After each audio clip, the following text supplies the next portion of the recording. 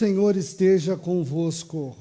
Ele está no meio de nós. Proclamação do Evangelho de Jesus Cristo, segundo Mateus. Glória a vós, Senhor.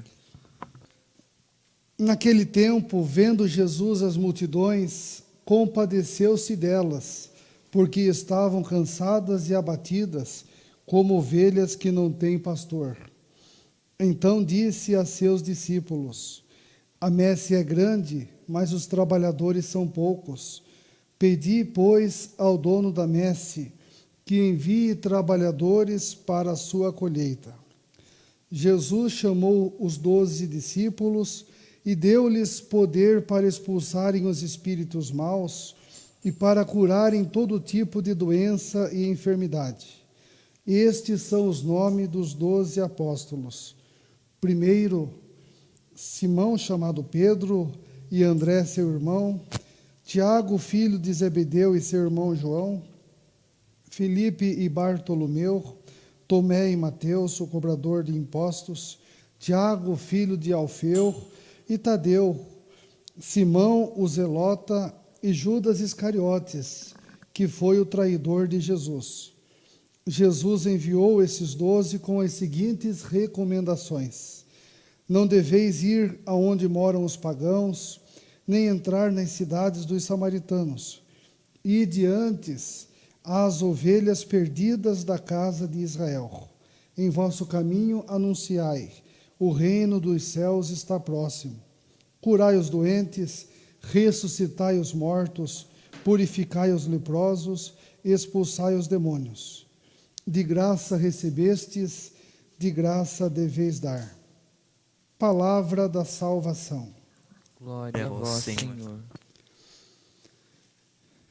Queridos irmãos, queridas irmãs, internautas que estão conosco através dessa transmissão, pela nossa página no Facebook, pelo YouTube, também vocês, irmãos radioouvintes da Ativa FM que nos acompanham onde quer que estejam neste momento. Nós estamos com o nosso coração feliz porque estamos na presença do Senhor. É Ele que, com o seu Espírito, aquece e acalenta o nosso ser, para que assim superemos todas as adversidades e enfrentemos as tribulações, porque com Ele sairemos vitoriosos diante das disputas, batalhas que enfrentamos. O que nos cabe, antes de tudo, é sabermos que, como Moisés e como os apóstolos, nós também hoje somos convidados por Jesus para segui-lo. Então pensemos bem no seguinte: Deus sempre ousou ter uma pedagogia de precisar das pessoas para construir o seu universo de salvação. Se nós formos olhar bem lá na criação, Ele delegou para Adão e Eva o cuidado do universo. Para Noé, Ele também delegou aquela experiência de colocar na arca cada um dos casais dos animais diante do dilúvio, para que Noé fosse o seu intermediário. Isso aconteceu também com Abraão, que mediante a fé professada, com atitude concreta, mediante a obediência, tornou-se o pai de todos os fiéis. Não diferentemente aconteceu com Moisés, como nós pudemos acompanhar na primeira leitura. Além deles, no Antigo Testamento, Javé também usou dos profetas, dos juízes e dos demais instrumentos por ele escolhidos. Jesus, por sua vez, continuando essa tradição bíblica, para dar início ao seu movimento messiânico, ele não quis fazer tudo sozinho. Ele quis delegar do seu poder para com os discípulos que ele mesmo escolheu, e deu para eles a autoridade que somente ele tinha, o poder de expulsar os espíritos maus e de curarem todo tipo de doença e enfermidade. E daí então Jesus escolheu os 12 discípulos, fazendo deles apóstolos. penso já ser do seu conhecimento, que o número 12 é simbólico aqui na escolha dos 12 apóstolos. Como houve as 12 tribos de Israel na antiga aliança, para perpetuar a sua aliança, Jesus escolheu 12, delegando-os, fazendo deles os seus representantes mais próximos. E nós sabemos pela história da igreja que além de Pedro e Paulo, que ficaram e morreram em Roma, os demais apóstolos, com exceção de Judas Iscariotes, que foi o traidor, eles se alastraram por todas as partes do mundo, de modo que a igreja, então, tornou-se católica, tornou-se universal. Cada um desses apóstolos ficou numa parte do mundo. E assim expandiu aquela fé cristã, sobretudo na dimensão horizontal do universo. Nós também temos a dimensão oriental, que é preenchida por outros que seguiram também a mesma linha dos apóstolos aqui da Sagrada Escritura, do Evangelho de hoje.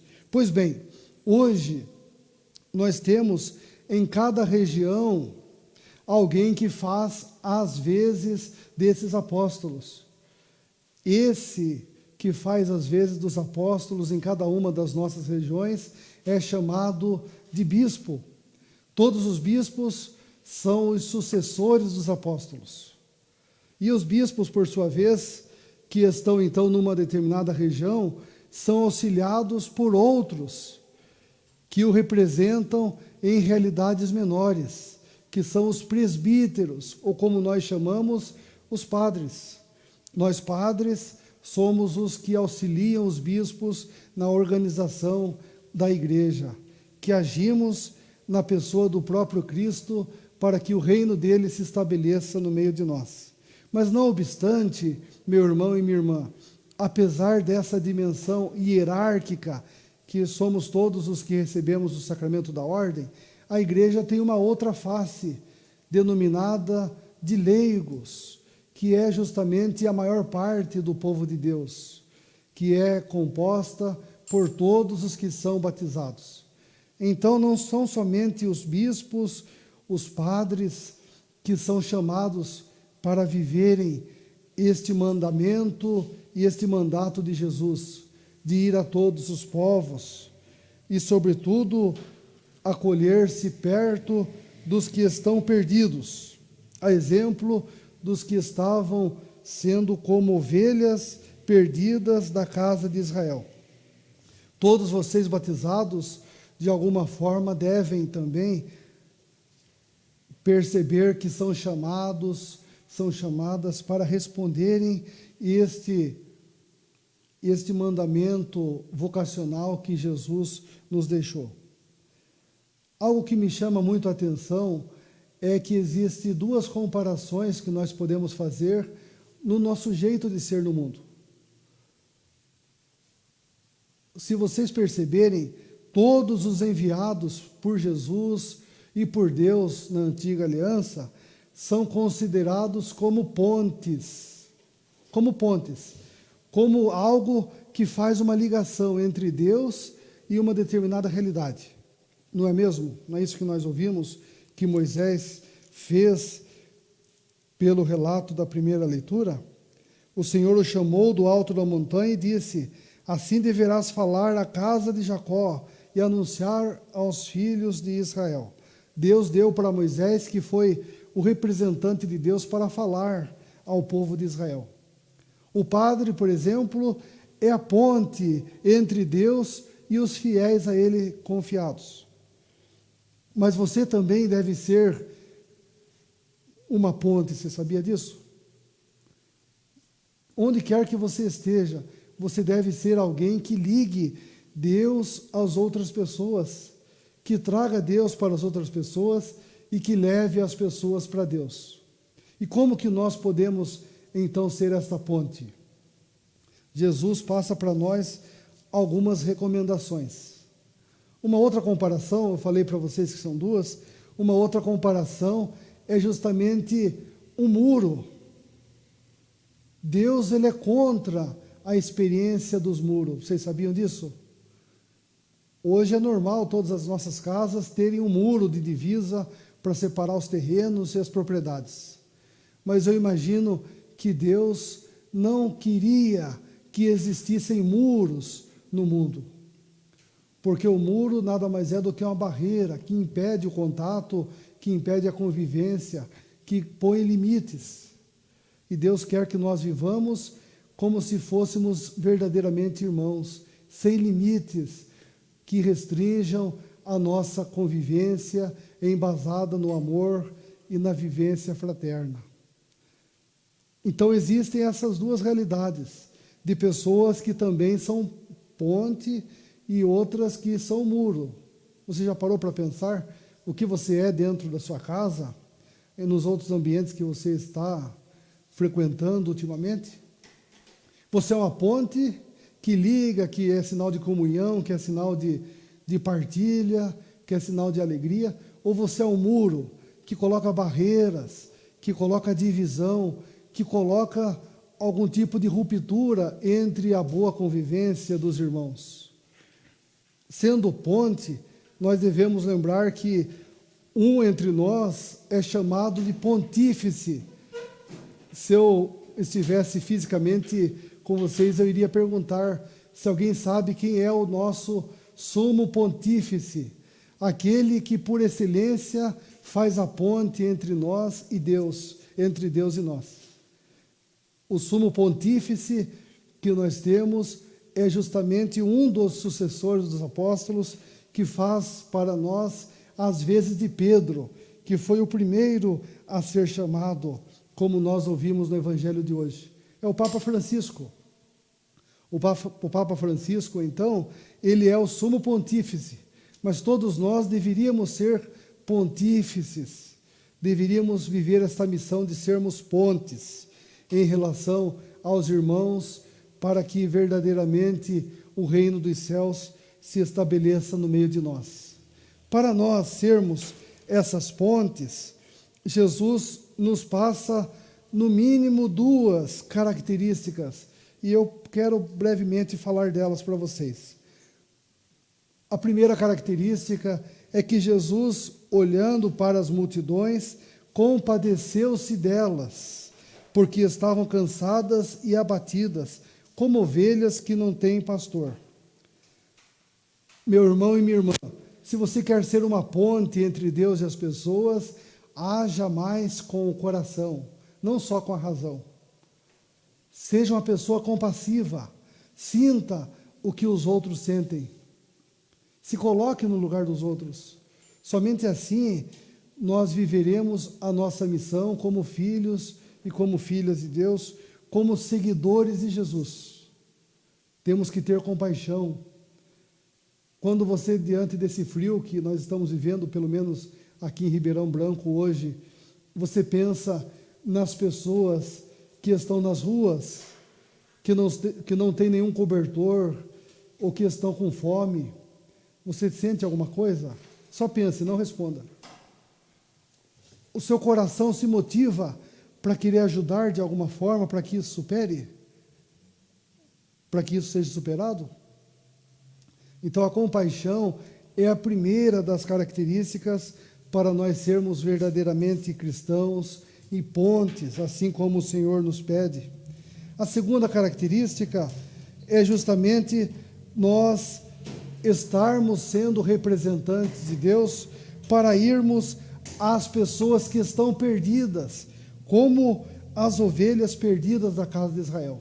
Você deve conhecer alguém que você acha, à luz da sua fé, que está perdido, não conhece? Alguém que você sabe que está sem rumo, que está sem o norte, que parece que ainda não se encontrou verdadeiramente com Deus, que não fez uma experiência de Jesus, que ainda não se deixa conduzir pelo Espírito Santo. Não adianta você apenas querer estar com os outros que não estão perdidos. Jesus nos pede, como pediu aos apóstolos, para que nós possamos ir antes às ovelhas perdidas da casa de Israel. E para você ir atrás das pessoas que estão perdidas, Quem sabe você nem precisa sair de casa, sabia? É isso. Quem sabe dentro da sua própria casa podem existir pessoas que estão perdidas. É só você passar esse cômodo que você está, ir para um outro quarto, ir para um outro ambiente aí, que você já vai ver pessoas, ou uma pessoa ou mais, que estão perdidas, porque ainda não estão vivendo de acordo com a vontade de Deus. Agora, para nós vivermos isso, nós temos que já ter nos encontrado com Jesus. É por isso tudo que Ele, de alguma forma, nos catequiza, nos orienta, para nós, então, nos apropriarmos de tudo isso e fazermos a diferença onde quer que nós estejamos, para sermos os seus seguidores. Então, as duas características são justamente essas: nós termos a compaixão e irmos ao encontro daqueles que estão perdidos. A partir disso, nós viveremos autenticamente a nossa fé. E como que nós vamos ao encontro daqueles que estão perdidos? Apenas lerei para vocês verem o que Jesus falou para aqueles que Ele escolheu. Em vosso caminho anunciai: o reino dos céus está próximo, curai os doentes, ressuscitai os mortos, purificai os leprosos e expulsai os demônios. São 5 verbos fundamentais que nós não devemos esquecer. Nós temos que anunciar, temos que curar, temos que ressuscitar, temos que purificar e temos que expulsar. Tudo isso faz parte da nossa missão. E só um exemplo bem prático para nós trazermos isso para a nossa vida e assim vivermos bem essa semana. Jesus nos falou aqui no Evangelho: em vosso caminho anunciai, o reino dos céus está próximo. Então imagine que você vai sair para ir ao seu trabalho amanhã. E você vai sair da sua casa e vai até o seu serviço. E nesse percurso, você vai encontrar com algumas pessoas. O que você deve falar para aquelas pessoas? Amiga, você não sabe o que aconteceu. Tal pessoa brigou, vai se separar do marido porque o marido está colocando um par de chifre. É isso que a palavra de Deus está pedindo para nós sermos fofoqueiros? Ou para nós falarmos: ô colega, você sabe que é isso, e fala uma outra coisa que nós não temos plenamente o conhecimento? Nós deveríamos falar para aqueles que nós estivermos encontrando: o reino dos céus está próximo, tenha um bom dia, que Deus te abençoe, hoje o seu dia vai ser maravilhoso, Deus vai dar a vitória que você precisa, seja feliz, sorria, Jesus te ama, assim como diz o itapevense, que eu vi muitas vezes no meu tempo de criança. A gente passava assim, ele começava a gritar. Eu acho que alguns que estão conosco devem conhecê-lo. Mas ele falava isso. Qualquer pessoa que ele visse, ele falava: sorria, jovem, Jesus te ama. Então, só pense, não responda. Você já fez isso alguma vez na vida? De anunciar para as pessoas que você encontra: o reino dos céus está próximo? Ou você fala outras coisas? Você não sabe como que está, a minha situação está difícil, não sei o quê. Todos nós sabemos que a vida não está fácil para ninguém. Mas nós temos que anunciar não as coisas negativas, mas as coisas positivas. E por fim, Jesus termina concluindo dizendo aqui: de graça recebestes, de graça deveis dar. Vocês devem perguntar, sobretudo, suponhamos que tem alguém que não é católico conosco e pergunta assim: quanto que você ganha, você que está aí na igreja, para fazer alguma coisa? Na verdade, nós não ganhamos nada para estar na igreja. Padre, o senhor fala, mas o senhor tem um salário na igreja. Nós, padres, não temos salários. Nós temos uma ajuda de custo para a nossa manutenção. E para nós termos alguma coisa, nós também podemos, como no meu caso, termos um trabalho, assim como eu que sou professor. Mas na igreja nós não temos um vínculo empregatício. Nós não recebemos. Assim como todos os que estão fazendo algum trabalho, algum serviço, não recebem. E eu até falo para vocês: se padre desse mais lucro, eu imagino que mais jovens queriam ser padres. Por que será que, como aqui em Ribeirão Branco, por volta de 17 mil habitantes, nós somos em 2 padres? Então, quanto que um padre deveria ganhar se formos ver por esse lado? É só nós pensarmos. Mas nós que somos vocacionados, não somos padres por causa do dinheiro. Eu, como nos diz São Paulo, lá na carta aos Filipenses, eu me adapto a todas as circunstâncias. Ando de carro novo, mas também ando a pé, ando a cavalo, ando na garupa da moto, no que precisar. E todos que me conhecem sabem disso. Eu me adapto, porque eu sei que aquele que me escolheu não vai me deixar perecer diante das minhas necessidades. E alguns até pensam assim, se o padre pagasse, eu ia ajudar ele lá na igreja, eu ia cantar porque eu toco bem, se ele desse os trocados, eu ia limpar a igreja se o padre pagasse, porque o padre, esse ano não está tendo festa, mas geralmente o padre tem dinheiro que tem festa e tudo. Não é bem assim. Na igreja ninguém recebe. E Jesus então falou para os apóstolos que ele tinha chamado: de graça recebestes, de graça deveis dar. Se nós soubéssemos da alegria de podermos ser úteis na vida dos outros, nós não iríamos colocar o dinheiro em primeiro lugar, como muitos fazem. O dinheiro é apenas uma consequência, mas nós deveríamos saber que, de uma forma ou outra, nós estamos servindo os irmãos com aquilo que nós fazemos. Seja dentro de casa, porque você que é pai, você que é mãe, não ganha nada para isso. Pelo contrário, você gasta, não é verdade? Você gasta porque os filhos dão algum tipo de despesa que se torna investimento, e você tem o prazer de poder ajudá-los. Você gasta também no seu trabalho, mas infelizmente esta ideologia mundana e capitalista que nós temos faz com que nós pensemos somente no dinheiro.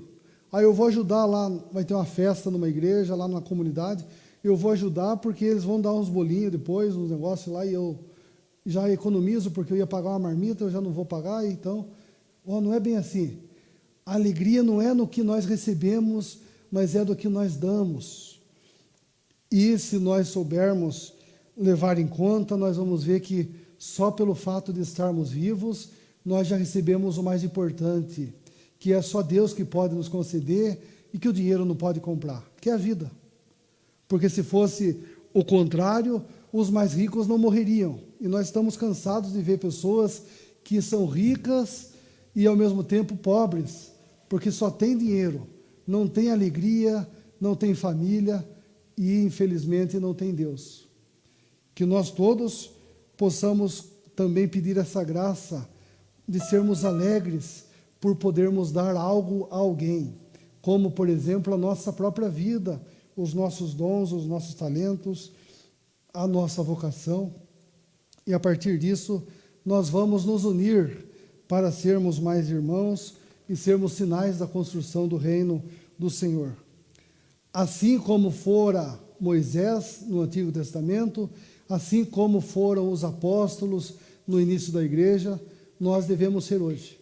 Que você seja assim também na sua vida, na sua família, na sua história, pois Jesus jamais deixa perecer aqueles que Ele mesmo escolhe para segui-lo.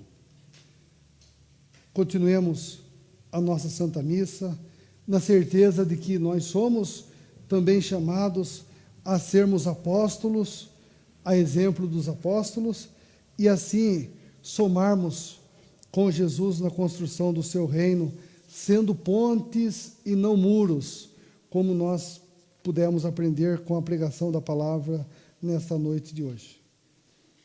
Creio em Deus Pai.